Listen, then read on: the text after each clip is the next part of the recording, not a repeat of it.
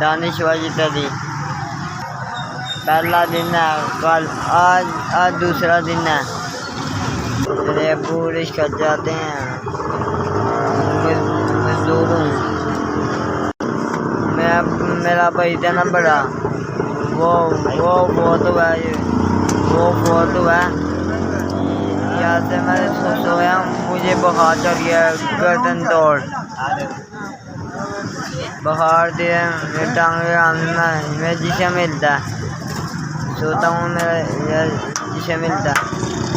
हम गरीब हैं, हम गली काम कर रहे हैं, रिक्शा चलाते हैं। 3 बहने 3 भाई, सबसे बड़ा मैं हूँ। किराए पे है घर, मोबाइल नहीं है, मोबाइल नंबर नहीं है।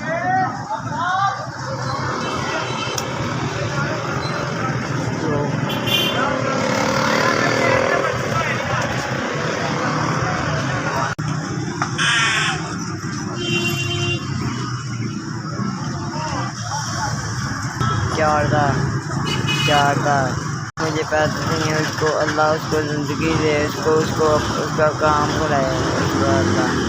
अब जिसने मुझे पैसे दिए हैं उसको अल्लाह ज़िंदगी दे, उसको काम दे, अल्लाह उसको ज़िंदगी दे, अल्लाह उसको कारोबार दे, उसके घर में खुशियाँ आए। जिसने मुझे पैसे भेजे हैं, SVS पैसे भेजे हैं, SV